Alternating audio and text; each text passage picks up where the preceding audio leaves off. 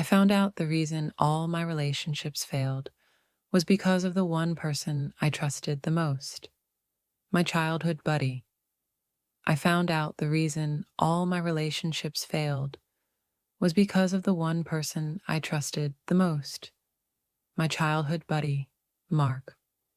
It started one late evening when we were sitting in the small pub down the street from my flat in London. The place smelled of beer and old wood, and I thought it would be just another night of catching up. But Mark looked different that night. He kept fidgeting, tapping his glass, and his eyes would not meet mine. I thought maybe he was just nervous about work or money. Then, after a heavy silence, he said something that made my stomach twist. "Dan, I have to tell you something. You'll hate me after this, but I can't keep it inside anymore." My heart raced, and I leaned in, thinking maybe it was about something small, but his face was pale, and his voice shook as he said, "I've been the reason your girlfriends left. All of them. I made them doubt you. I wanted them to walk away, because I wanted you for myself."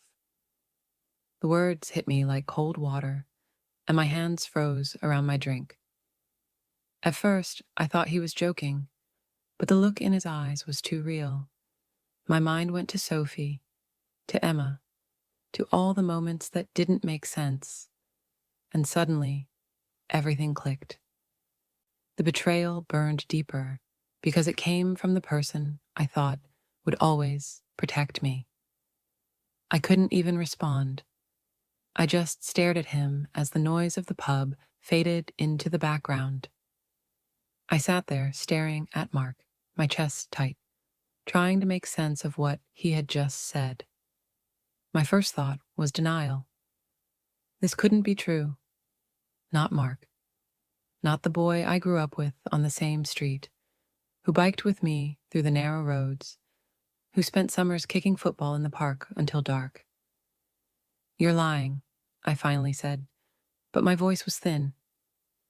Mark shook his head slowly, his jaw tight, his eyes wet but stubborn. "I'm not lying, Dan. Every time you met someone, I found ways to twist things. I told Sophie you were messaging other girls when you weren't. I told Emma you weren't serious about her. I made sure they believed me because they trusted me." My mind felt like it was spinning, going back to Sophie crying one night, saying she didn't think she could trust me, even though I swore I hadn't done anything wrong. Back to Emma pulling away, saying she thought I wasn't ready for commitment. The pieces that never fit now fell into place, and the truth was a knife. I pushed back from the table, my chair screeching against the wooden floor, and for a moment I couldn't breathe. People around us glanced over, but I didn't care. "Why, Mark? Why would you do that to me?" My voice cracked as I asked. He swallowed hard, and his words came out raw. "Because I couldn't stand watching them take you away from me. I've loved you since we were kids." The room felt like it tilted, and I didn't know if I wanted to punch him, cry, or walk out. I couldn't stay in that pub another second. My legs felt weak, but I forced myself to stand, grabbed my jacket, and stormed out into the cold London night. The air was damp, the streets glistening from a recent rain, and the noise of traffic rushed past me, but it all felt far away. My head was buzzing with anger and disbelief. Mark followed me out, calling my name, but I kept walking fast down the street. "Dan, please just listen," he begged, his voice cracking, but I spun around and shouted, "You destroyed every good thing I had. Every time I thought I was the problem, it was you." My voice echoed down the street, and a couple walking past turned to stare, but I didn't care. Mark stood there, his face twisted with guilt, his hands shoved deep in his coat pockets, shivering even though it wasn't that cold. "I didn't mean to hurt you. I couldn't lose you," he whispered, but his words only fueled the fire in my chest. "You already lost me," I spat, my voice low but sharp, and then I turned and walked away, leaving him standing alone on the wet pavement. My phone buzzed in my pocket, but I ignored it, my hands shaking as I shoved them into my jacket. For the first time, I felt like I had no one. That night, I couldn't sleep. I lay in my bed, staring at the ceiling of my flat in East London, the streetlights leaking through the blinds, painting faint lines across the room. My chest felt heavy, my head full of questions I didn't want to ask. Every relationship that had crumbled, every tear I saw from Sophie, Emma, and the others, it all came back in a flood. And behind it all, Mark's face, the boy I trusted more than anyone, the boy who sat next to me in class, who defended me when others picked on me, who came over for Christmas dinners when his parents were fighting. I buried my face in my pillow, but the anger and sadness wouldn't leave. I picked up my phone more than once, tempted to call Sophie or Emma just to confirm if Mark was telling the truth, but my pride stopped me. I didn't want to look desperate. Still, part of me needed to know if his confession was real or some twisted game. My stomach churned with betrayal, but buried beneath it was something even scarier, pity. Because when I saw his face under that streetlight, he didn't look like a villain. He looked like someone drowning. I hated myself for feeling even a shred of sympathy. The next morning, I dragged myself out of bed with dark circles under my eyes and went to see my sister Clara. She lived a few miles away in a small terraced house in South London, and she was always the one who told me the truth, even when I didn't want to hear it. I sat at her kitchen table, staring at the steam rising from the tea she'd made me, and finally said it out loud.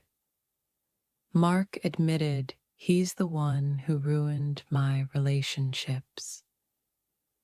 All of them.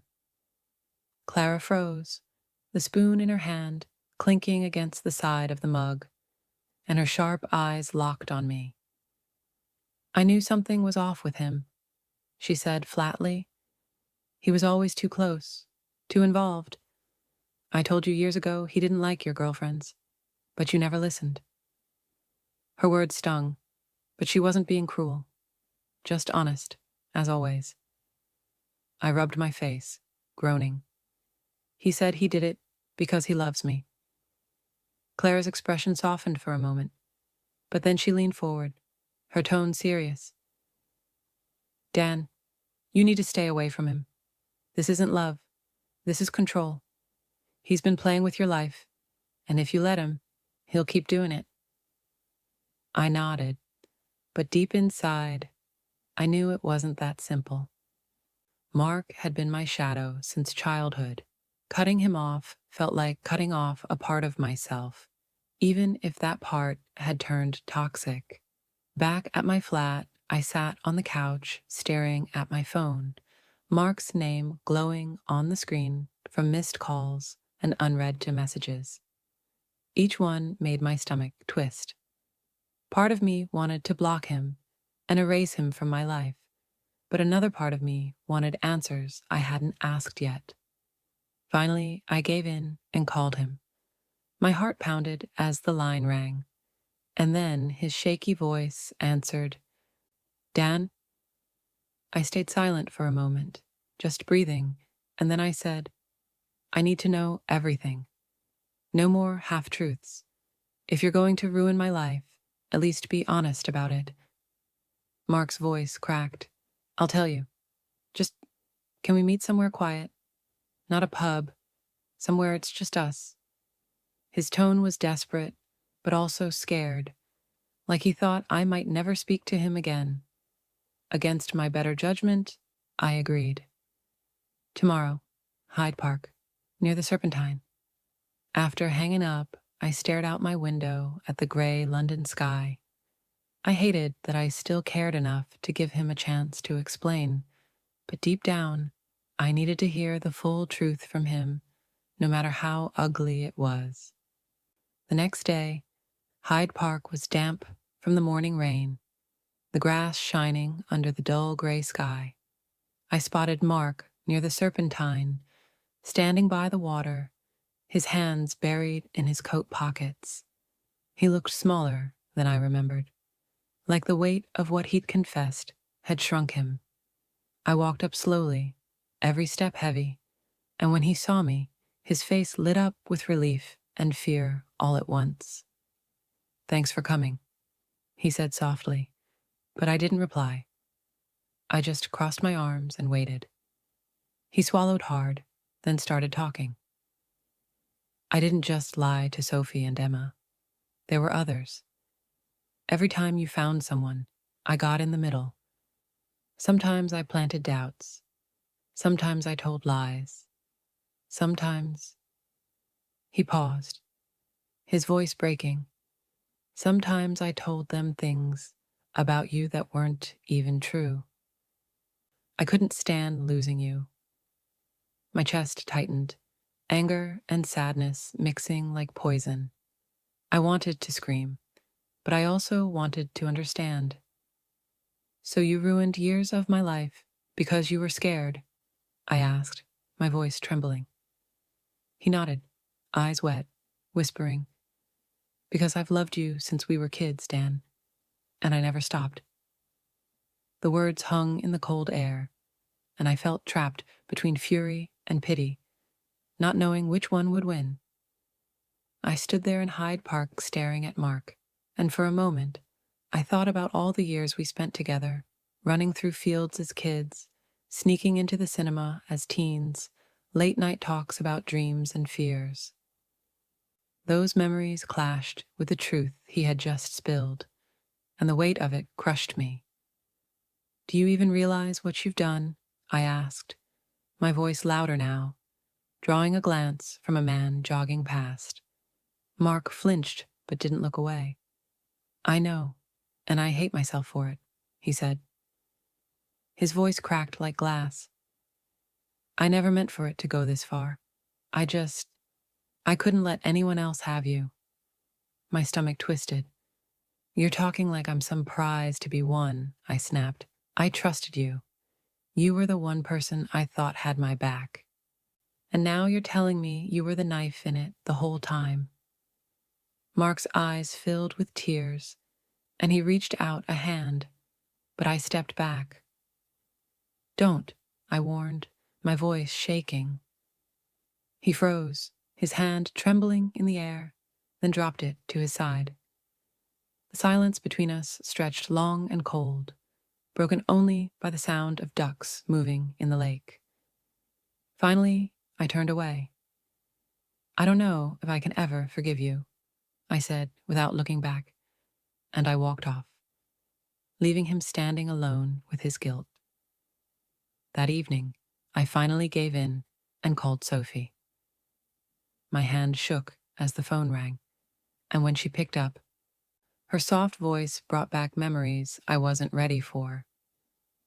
"Dan, it's been a while," she said carefully. I swallowed hard and went straight to the point. "Sophie, I need to ask you something. When we broke up, did Mark ever talk to you about me?" There was a long pause, and then she sighed. "Yes, he told me things that made me doubt you. He said you weren't serious, that you were talking to other girls." I didn't want to believe him, but he said it with so much certainty. "And since you were so distant at the time, I thought maybe it was true." My throat tightened. "None of it was true, Sophie. He admitted he lied to you. To everyone." She gasped softly on the other end. "Oh my God, I should have known." Dan, I'm so sorry. I rubbed my forehead, closing my eyes. It's not your fault. He's been playing us all. There was silence. Then her voice softened. I hope you're okay. You didn't deserve any of this. For the first time in a long time, I felt a sting in my eyes. Sophie's words were kind, but they hurt too, because they reminded me of what I had lost. Not just her, but years of love I could have had. Stolen by someone I thought was my brother. The next day, I called Emma. My chest felt tight as I scrolled to her name, because Emma had been the one I thought I might marry before everything crumbled. When she answered, her cheerful tone faded the moment she heard my voice. Dan, is everything all right? I hesitated, then asked the same question I had asked Sophie. Did Mark ever say anything to you about me around the time we broke up? Silence filled the line for a long moment before Emma spoke, her voice shaky. He told me you weren't ready for me, that you were still hung up on Sophie, and that you told him you didn't see a future with me. It broke my heart hearing that from him, because I trusted him. He always acted like your protector. I clenched my jaw, anger rising like fire. I never said that, not once. He lied to you, Emma. He admitted it to me. Her breath caught on the other end. He lied? Her voice cracked. Dan, I'm so sorry. I left because of that. I thought you didn't love me enough. Her words hit me like a punch. My voice lowered, heavy with hurt. I did love you, but he made sure you'd never believe it. Emma whispered, I can't believe this. He ruined us. The line went quiet again, and I sat there with my heart in pieces, realizing Mark hadn't just stolen girlfriends from me. He had stolen futures I could never get back. I needed another point of truth, so I called James, one of our oldest friends, the one who had always been stuck in the middle of me and Mark without even realizing it. We met at a cafe near King's Cross, the kind of busy place where the clatter of cups and chatter of people drowned out private words. When I asked him straight if he ever noticed Mark interfering in my relationships, James looked uncomfortable, shifting in his chair. Dan, I didn't want to get in the middle back then, he said slowly. But yeah, I saw things. Mark would whisper stuff to Sophie, to Emma, even to Clara once. I thought maybe he was just being protective, but now I see it was more than that. My stomach dropped. Why didn't you tell me? I asked. James sighed, running a hand through his hair. Because you always defended him. You never saw it, and he made it look like he was only looking out for you. If I said something, I thought you'd cut me off instead of him. His words stung because they were true. I had blinders on for years, believing Mark was my anchor, when in reality, he was the storm. I leaned back, staring at the ceiling of the cafe, my tea untouched. So it was all real, I muttered. James nodded slowly. Yeah, and you need to be careful, Dan. He's not just in love with you. He's obsessed. That night, James's words kept replaying in my head. He's not just in love with you. He's obsessed. I paced my flat, the floorboards creaking under my restless steps. Every memory of Mark suddenly felt different, like I had been living with blinders on. The way he always showed up uninvited, the way he made comments about my girlfriends, even the way he knew my schedule better than I did. It all clicked into something darker. My stomach churned as I opened my phone, scrolling through old photos. There was Mark at my birthdays, Mark at every football match, Mark at every barbecue, always right there, like a shadow I never asked for but never questioned. Now it felt suffocating. I poured a drink, my hands shaking, and stared at my reflection in the window. I barely recognized myself, angry, tired, broken. I thought about calling Clara again, but I didn't want her to worry more. Instead, I sat on the couch, phone in hand, wondering if Mark was outside, watching. That thought chilled me, because for the first time, I realized I wasn't sure how far he would go to keep me in his grip. It was just past midnight when I heard a knock on my door. At first, I froze, thinking maybe it was the neighbors, or even Clara in some emergency. But then came the voice I dreaded. "Dan, it's me. Please, just open up." Mark. My chest tightened, and I stood there barefoot on the cold floor, staring at the door like it might burst open. "Go home, Mark," I shouted, my voice hoarse. Silence followed for a moment, then his shaky reply came through. "I can't. Not until you hear me. I need you to understand why I did everything." I pressed my forehead against the wall, my fists clenched. "I already understand," I snapped. "You lied. You destroyed me. That's all I need to know." His voice cracked. "No, Dan. It was because I loved you. Still love you. You're my everything." The way he said it sent a chill through me, because it wasn't just love. It was a possession. I grabbed my phone, ready to call Clara or even the police. But when I looked back at the door, the knocking had stopped. I waited in silence, heart hammering, until finally I heard footsteps fading down the hall.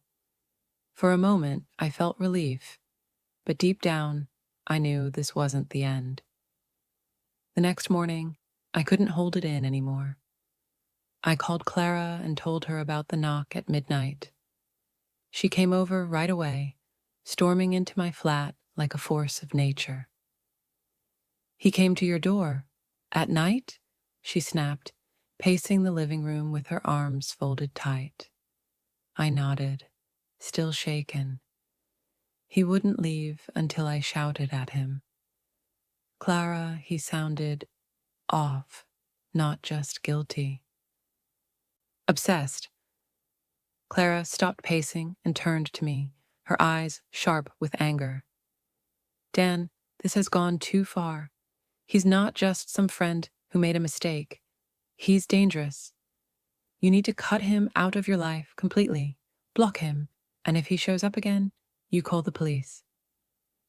Her voice was firm, but I could see the worry in her face too. I rubbed my temples, my stomach twisting. He was my best mate, my brother in everything but blood. How do I just erase him? Clara leaned over and grabbed my shoulder, her voice steady but fierce.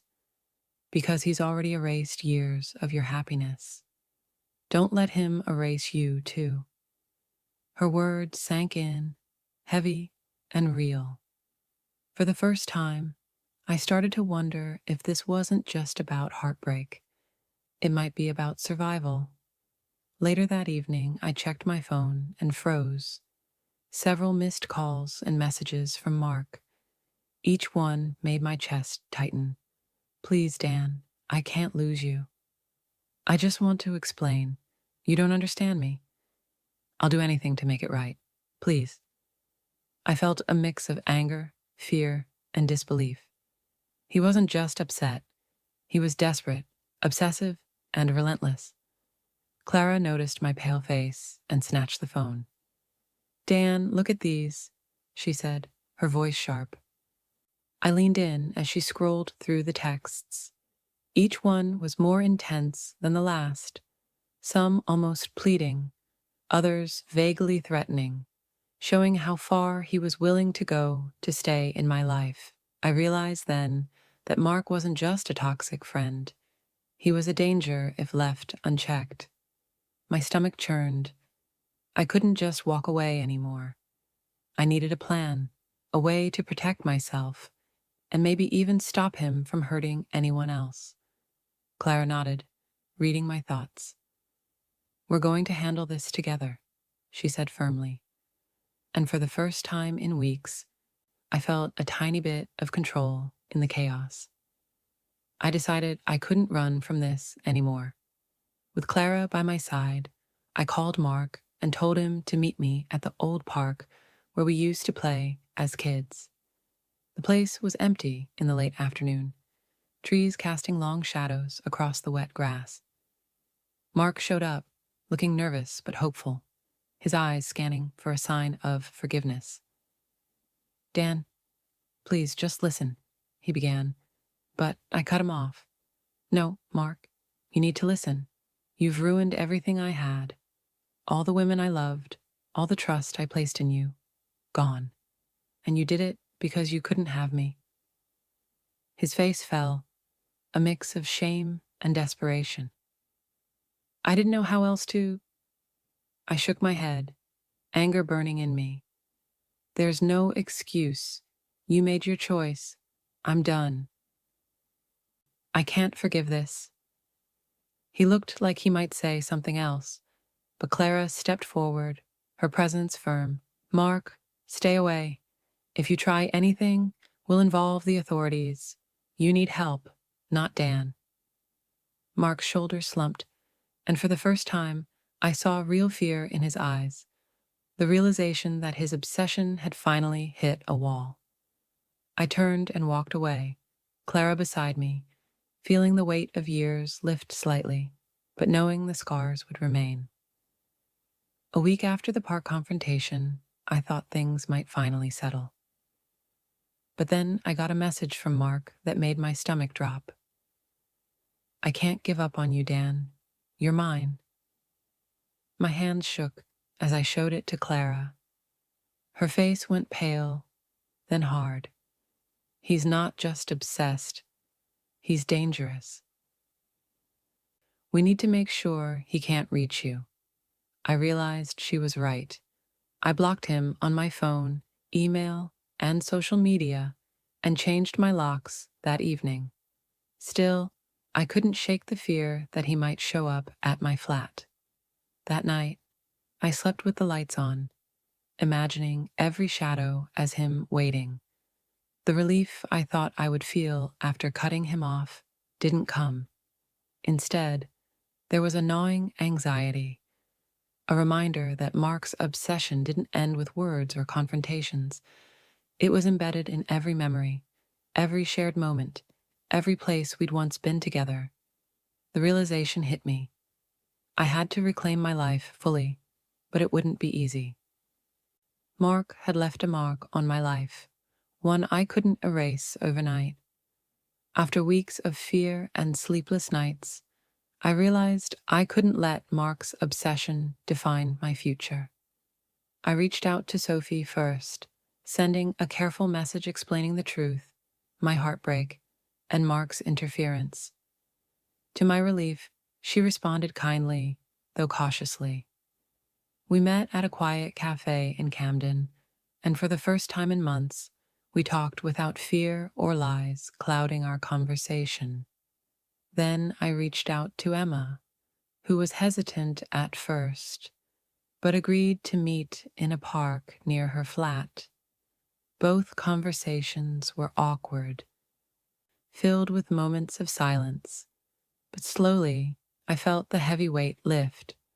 I wasn't erasing the past, I couldn't, but I was reclaiming my right to be honest with the people I had cared about. Clara watched me do it with pride, reminding me that I didn't have to face this alone. With every word exchanged, I felt pieces of my old life slowly coming back, and for the first time in years, hope started to creep in. Even as I rebuilt connections with Sophie and Emma, Mark didn't disappear completely. One evening, I received a strange letter slipped under my door. It was short, written in his familiar handwriting. "You can't escape me, Dan. You belong to me." My heart pounded, and I called Clara immediately. She insisted we go to the police and report it, and I agreed.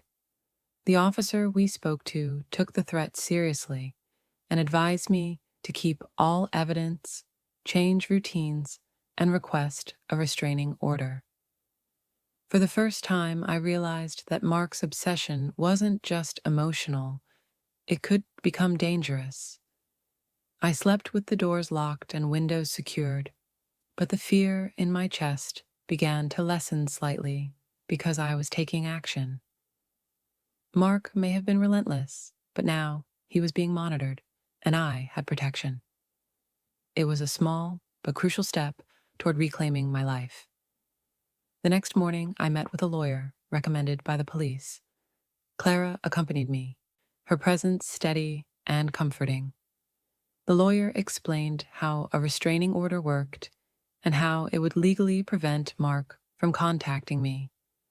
I signed the papers with a mix of relief and disbelief.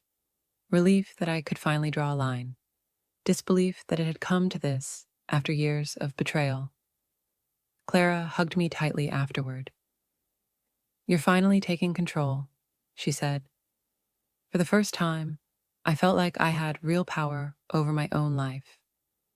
Over the next few weeks, I stayed alert, watched for signs of Mark, and slowly began adjusting my routine.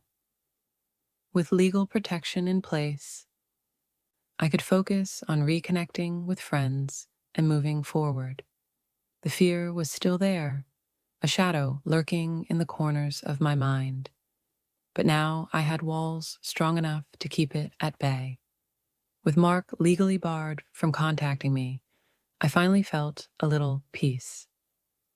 I reached out to Sophie again, this time not just to explain, but to genuinely reconnect. We met at a small park in central London, sitting on a bench under the soft light of late afternoon.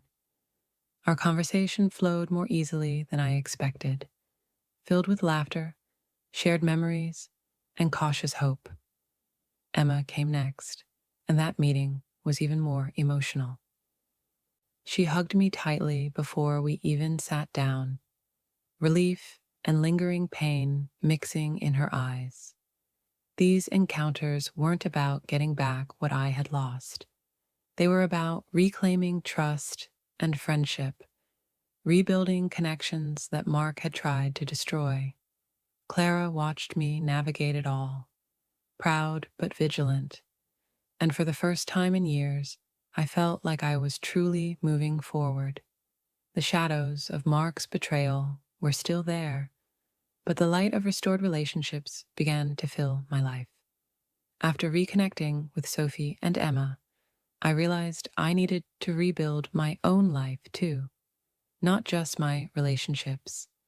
I started running along the Thames in the early mornings, feeling the cold air clear my head. I returned to hobbies I had abandoned: painting, reading, even a bit of guitar. Each small accomplishment, whether finishing a painting or completing a long run, felt like taking a little piece of myself back. Clara checked in constantly, making sure I stayed safe, but she also encouraged me to find joy again. For the first time in years, I felt a sense of control over my own life. Mark's shadow was still faintly there in the back of my mind, but it no longer dictated my every move. Slowly, I began to feel whole again, learning that life could be beautiful even after betrayal. And that happiness wasn't something Mark could steal if I guarded it carefully. As weeks passed, I started reconnecting with friends and attending small social gatherings. I was careful at first, watching my surroundings, but the more I engaged, the more I realized life could feel normal again. Sophie and Emma supported me, though they remained cautiously distant at times, understanding my need to rebuild trust slowly. Clara encouraged me to meet new people as well, joining a local book club and attending small art classes. Each step was deliberate, but each small interaction reminded me that the world was bigger than the shadow Mark had cast over my life. I laughed again, joked with friends, and even allowed myself to enjoy moments without the constant fear of betrayal. Slowly, the anxiety that had followed me for years began to loosen its grip, and I felt ready to live again on my own terms. One evening, while attending an art class I had recently joined, I met someone new, Lydia, a fellow student with a gentle smile and quiet humor. At first, I was hesitant, wary of letting anyone close after everything with Mark, but she was patient and kind, never pushing me beyond my comfort. We started talking after class, sharing small stories about our lives, favorite books, and London neighborhoods we loved. Each conversation was light but meaningful, and I found myself laughing without guilt or fear. Clara noticed the change in me, smiling knowingly, but she also reminded me to take things slowly. I realized that opening myself to someone new didn't mean forgetting the past. It meant trusting myself to recognize healthy connections. For the first time in years, the thought of love didn't make me anxious. It made me cautiously hopeful. Weeks later, I received a message from an unknown number. At first, I ignored it, but curiosity made me glance. It was Mark. "Dan, we need to talk. Please." My stomach tightened for a second, but I quickly blocked the number and deleted it. Clara saw my hesitation and shook her head firmly. "That's it. He's done. No more second chances." I realized she was right. Mark had lost control the moment I took back my life, rebuilt trust with my friends, and started finding joy again. His obsession no longer held power over me. I felt a strange mix of relief and closure. For the first time in years, I knew that Mark's chapter in my life was over, and I could live without fear. With Mark finally out of my life, I focused entirely on myself and the people who truly mattered. I spent more time with Clara, Sophie, Emma, and new friends from my art class. Each day felt lighter, my mornings brighter, and my anxiety slowly receded. I continued running along the Thames, painting and meeting Lydia after class. Life wasn't perfect. Some memories of betrayal still stung, but I no longer felt trapped by them. I realized that reclaiming my life wasn't about erasing the past. It was about building a present where I felt safe, valued, and free. I laughed without guilt, planned spontaneous trips across London, and even started teaching a small weekend art workshop for beginners. The sense of control, safety, and purpose returned to me, and I began to feel whole again. Over the next few weeks, Lydia and I grew closer. Our conversations became longer, our walks through London more frequent, and I found myself sharing pieces of my past I had never told anyone. At first, it was scary. I worried about trust, about losing control, but Lydia listened without judgment, offering support and kindness. For the first time in years, I didn't feel the weight of fear pressing down on me. I laughed freely, joked, and even shared memories of Mark's betrayal without panic. Being with Lydia reminded me that love didn't have to hurt, that connections could be safe and nurturing. Clara noticed the change in me immediately, smiling every time I mentioned her name. For the first time, I felt that the future could be bright, and that happiness was something I could allow myself to have again. I realized that even though Mark's presence was gone physically, the memory of his betrayal still lingered. I blocked every possible contact, removed him from social media, and made a few calls to mutual friends to make sure he couldn't manipulate anyone else. Clara stayed by my side the whole time, helping me feel safe. I even went through old messages and photos, deleting anything that tied me to him emotionally. It was strange at first, like erasing pieces of my own past, but I knew it was necessary. By cutting ties completely, I reclaimed control. For the first time, I could look at my life without fear, without constantly checking for signs of his obsession. The space he had filled with lies and manipulation was finally empty, and I could breathe again. With Mark completely removed from my life, I began living more fully than I had in years. Mornings were spent jogging along the Thames, afternoons painting or teaching art classes, and evenings walking through London with Lydia. Sophie and Emma remained part of my life as friends, sharing laughs and support without the fear and tension of the past. I felt a sense of control I hadn't known in years, and the joy in small moments became larger, richer. I even started planning trips across England, exploring places I had ignored when burdened by fear and betrayal. Clara watched me with pride, knowing I had finally reclaimed my life. For the first time in a long time, I felt free, safe, and happy. Not perfect, but real, steady, and fully mine. Years of fear, betrayal, and heartbreak finally felt behind me. I stood on the South Bank one evening, watching the lights of London reflect in the Thames, Lydia beside me, her hand in mine. I thought about Mark, about the lies, the manipulation, the obsession, but there was no anger left, only a quiet recognition that I had survived. I had rebuilt my life, restored my friendships, and opened myself to love again. Sophie and Emma remained close, a reminder that trust could be regained. And Clara, ever protective, was still my rock. I smiled at Lydia, and she smiled back, and for the first time, I felt completely at peace. The past was part of me, yes, but it no longer controlled me. I had taken my life back, step by step, and now I could finally move forward. Free and strong, ready for whatever the future held.